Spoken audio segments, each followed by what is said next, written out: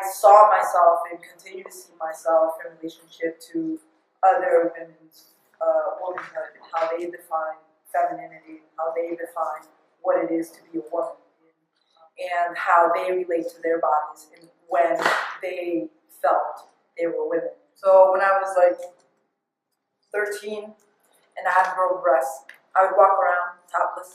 They're like, well, I don't have breasts, so what's the problem? And my sisters would be like, just put on the top. What are you doing? And so I was like, what? So that became an issue, and I was a tomboy, but and so in the context of like hyper femininity, that was a thing. And this is why it's in relation to all, to the bodies of it's in relation to their relationship to their bodies that you begin to think about what is my body doing. So no, they never put a name to it, but they just, as I began to play around with the idea of who am I and how is this, that they began to then impose. And imposition is a huge thing because when my mother dresses up like this and does everything, I'm like, great, do you? You look, you like that, then do it. However, it's that there's an imposition. She imposes this idea of femininity on others. And that's where the problem comes up. And she's made uncomfortable by someone who identifies as a woman, but does not look the way that she thinks a woman should look. Playing basketball, which I did throughout high school, was like a real fight between my mother and I. Like, she did not want me to play basketball because she thought it was too masculine. The first time I cut my hair when I was like 15, and I came home and I had cut it into a bob, and my mom smacked me like super hard and was like crying because I'm the only one in the family who has hair like her. And they feel like my hair and my looks are like an extension of her. And so they feel like somehow threatened, their own existence and their own identity is threatened. When I was 18 and I was like, I don't have any boobs and other people have breasts, like what's going on? And then my sister was like, don't worry, I'll help you out. And she got me like falsies that I would put in my bra and things like that. It was a major negotiation when I decided to get implants. And now it's choosing, and the crazy thing is that after I decided to get implants, a lot of the women in my family got implants, both my nuclear and extended family. So it's like I gave them permission to be a woman as they see it. Do they feel foreign? Like, that's a really good question. They complicate the matter very much. Okay, this is so superficial, yet at the same time, it's like critical to how others see me and how I see myself. So like, how do you spend your time and what are you going to do? So then this pressure of beauty was like, when does it serve me especially? To find ways of compromising, and you're trying to figure out when something serves you and when it doesn't. To figure out what you want to do and how you want to look, and what kind of beauty you want to reflect to the world. I think we all compromise all the time when we have relationships, right? But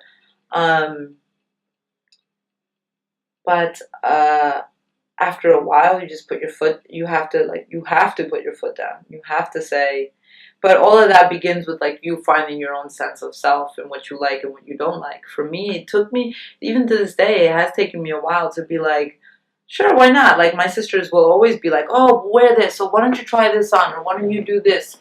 And for me, I'm like, sure, why not? Let's try it.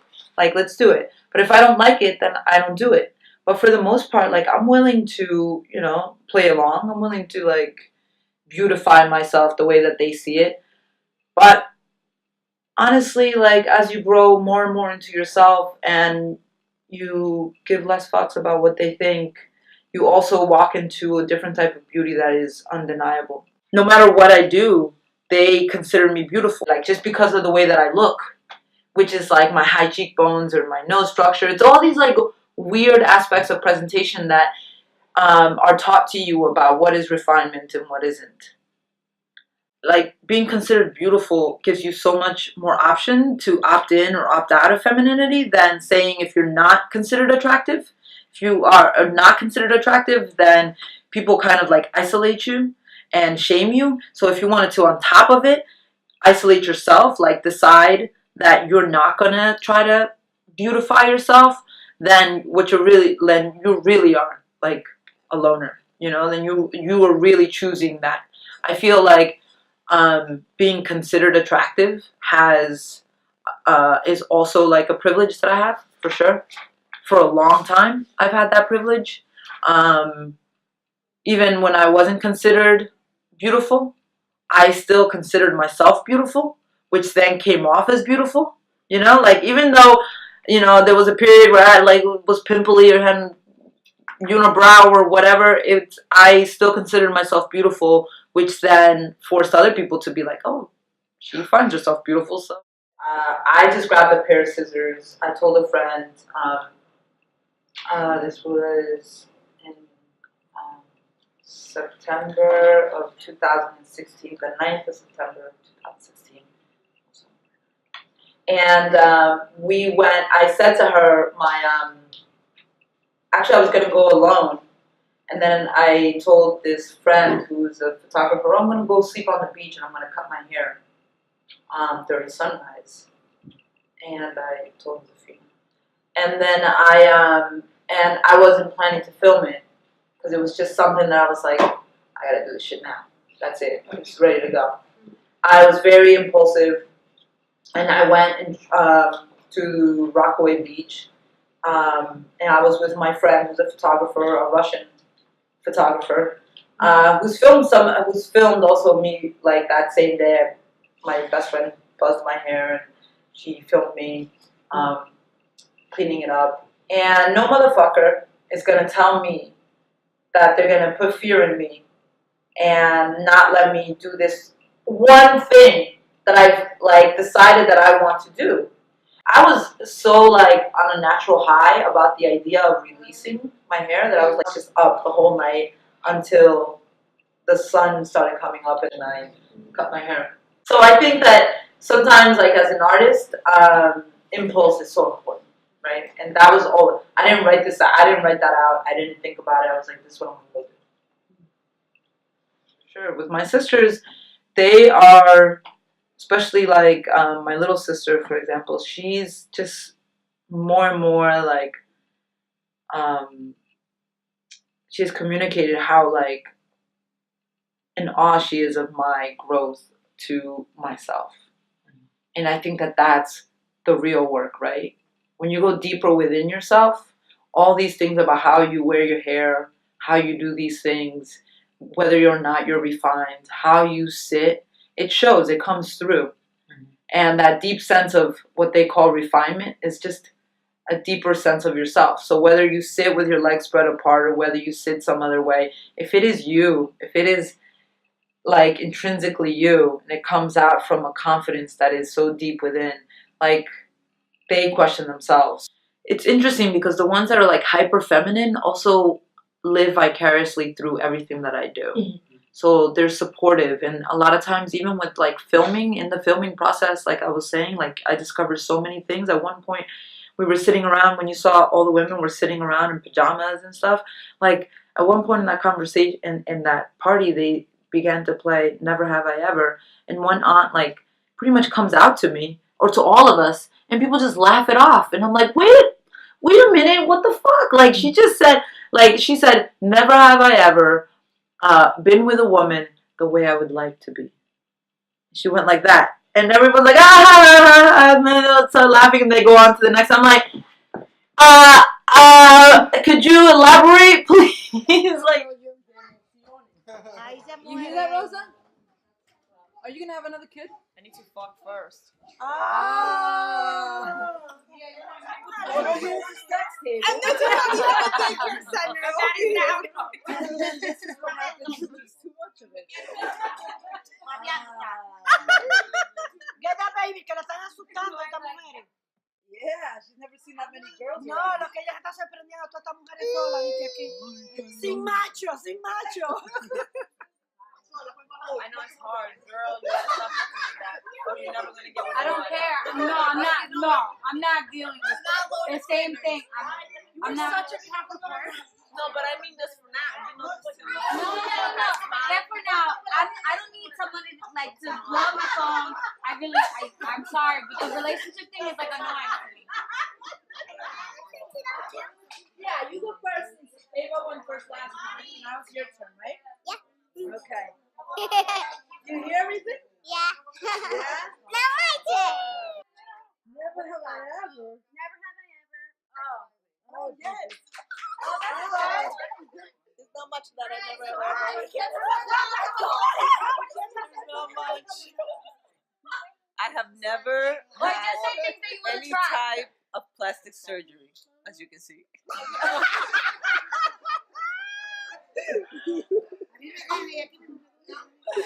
Or say things that you guys want to try. Like it could be anything. Yeah, let's say Algo que ustedes quieren tratar. Let's say Pero no tiene que ser sexual, cualquier cosa. everything we want to try Pero, sexual. Sexual, puede ser otra cosa. Yo nunca he Sí, comido. puede ser. Ustedes no pueden casar la comida chino, lo que sea. Sí, yo nunca he comido sushi. I don't know.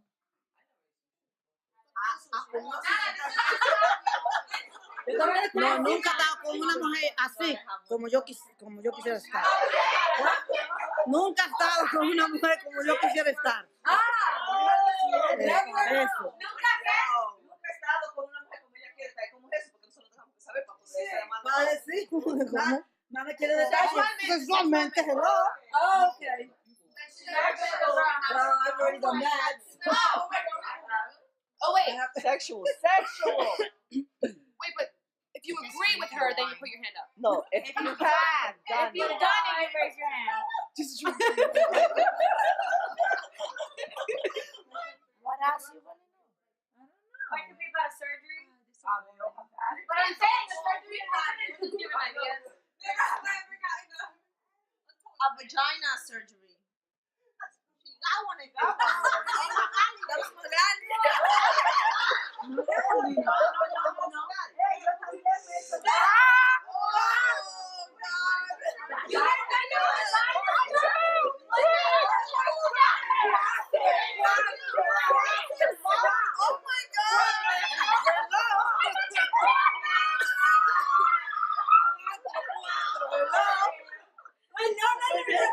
En la vagina. En la vagina.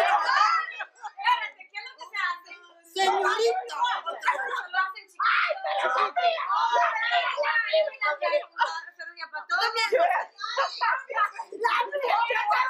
Que nadie se ha hecho. Nadie. Whatever have you ever. Aparte de la cirugía de reducir el estrechamiento, que aquí habemos mucho, me reduje el toto.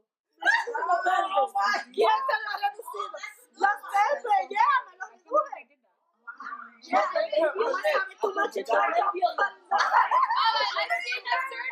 It's uncomfortable. Se veía mucho. It's uncomfortable if it's too long. I'm glad you understand. I know. I saw something on TV. Because I was having a hard time. I was like, I'm very well educated. ¿Qué es lo más atractivo en un hombre? Y eso ¿Qué contestar?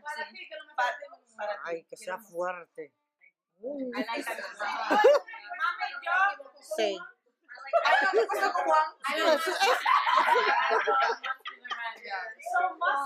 could get one, I'd be so happy. Really?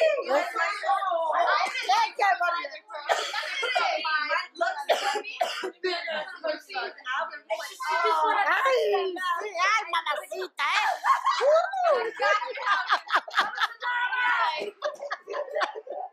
Ahora quién va. Oh, Maria. But I would love a muscular guy. I really would. Like your mom. Wow. I just want to feel those abs and be like, with some ice cream and whipped cream and love it. Going through bouts, and my mother and I have had a volatile relationship. Today, she guards many of the family secrets. I'm different from all the women in my family. They don't understand why I must be so oppositional. I was in Florida. Yes. Oh my God. understand you guys do your own good for my own good, but maybe I know what my own good is. By the age of 18, I had yet to get my period and to develop breasts. An endocrinologist discovered I was born with XY46 chromosomes. Yo quiero ver, pero no puedo solo. Mira, mira. At 19, Me lo the enseño. doctor said I should remove my ovaries. They said I would still be able to carry children. Okay, From the procedure, they had removed everything. My ovaries, my uterus, my fallopian tubes, and my cervix. After the surgery, I struggled to understand how I fit in as a woman. If I can't have kids, and now I have to get implants, or now I have to get fake breasts, or whatever, you know, even though I have a vagina, I don't think I'm a very good woman.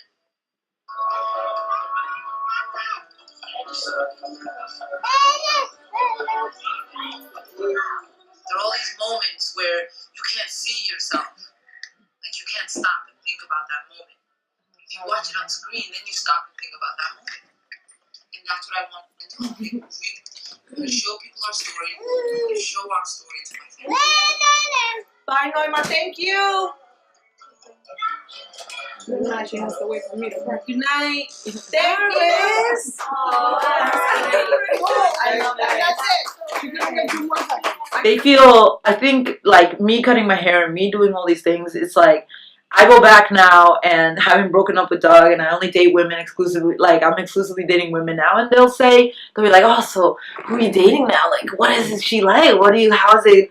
And so I just feel like they're supportive, they're curious, they're, I don't know, they'll say something like, oh, aren't you going to do your eyebrows, or like in passing, but I mean, for the most part, they are like so gung-ho about everything I do. I think that there is something deep within you that is just like, well, I'm definitely not this thing, right? I'm definitely not a man in terms of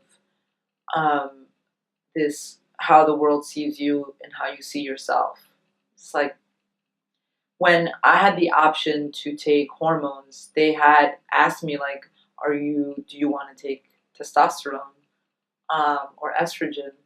I'm like, estrogen, because everyone sees me as a woman. I'm perceived as a woman, although I was perceived as queer mainly, like a woman, but something is off. And so that was like there was this, I think that the markers for me a lot of times, other than, these practical markers of like a period and breast growth, have been more around perception of others on you and your relationship to other women around you. So the conversations you're having and the conversations that you're being privy to, right? And the abuse that you're seeing too, and the silence that is being held. It's like a very unspoken language of like womanhood. You have arrived. And I think it's so hard to pinpoint what one thing, like, what it is. Which is why I think it's the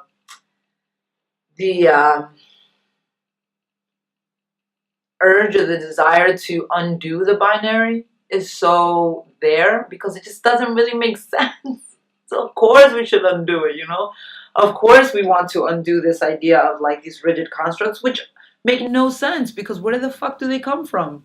Like, who says that a woman, that only a woman has, that it's just, a lot of it is so nuanced and makes no sense whatsoever. So it's hard for me to put a label on it, like, oh, this is what makes me a woman. But sitting around and enjoying the company of women, and that I was privy to it and my brother wasn't, was like a big marker, It was a big boundary. When I would see a man and a man would see me, it was this sense of like a thing. I don't even know how to say it. As a kid, I was never afraid to look a man in the eyes. Whereas a lot of women kind of do this thing,